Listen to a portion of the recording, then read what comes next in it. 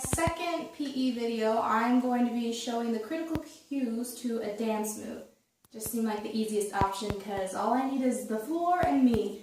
I don't have to go find a pool table, I don't have to go and find some skiing equipment, so this just seemed like the easiest one, so I'm going to do this. Okay, so I decided to choose cha-cha because that has a lot of key elements to, there's a lot of things you have to think about because it's a bit different than most ballroom dances, so I'm going to kind of show you like critical cues for a certain cha-cha move that seems so simple, but there's really a lot of elements. So the first thing that I need to address is figure 8 motion with your hips because that comes in later. So for the figure 8, you just pretty much have to get your hips loosened up. And so for that you just have to you have to stay grounded. You can't like be up here and expect to move your hips. You gotta be into the floor, so that's the first thing. You gotta be really grounded and into the floor. Knees bent a lot. And in case you have it, and another thing is for you to lift your arms up, and your arms go in like this egg beater motion thingy, like this, and your elbows kind of lead, and they do the opposite. So if this leg is moving at that moment, this elbow comes forward. So it's kind of like running, kind of like that. So for the figure 8, you are pretty much pushing this hip back, and then you're pushing this hip forward and then back. So it's a figure 8, like that.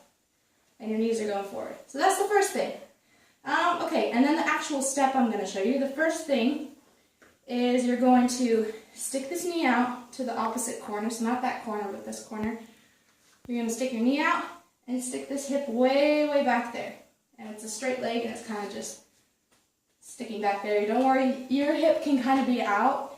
It doesn't really seem like a very good balance thing, but this is the natural way to do it in the dance. So you're here, and you're going to go switch and switch. Did you see that? So what I'm doing is I'm pushing, straightening this leg. There's one point where both of my legs are straight, and then I'm down on the floor again. So up and then down, up and then down, moving those hips back and back and back. Okay, now the next part, I'm going to add a little step out, and you'll see that in just a sec. So I'm here, and then I'm going to push off of this foot right here, push off of it, and I'm going to go this way. So I'm here, elbows moving, and then pushing out.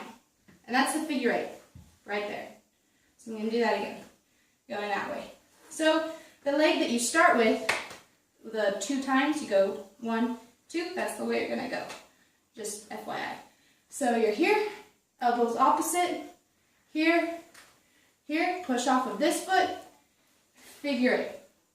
And your foot's kind of out there. I'm going to do it a little faster so you can see me. So the critical cues are into the floor, elbows opposite of the legs, keep them up, but don't scrunch your shoulders. You got to look relaxed, and you have to be confident, and there has to be resistance in your arms. They can't just be all over the place. You got to pay attention to them as much as you pay attention to the feet.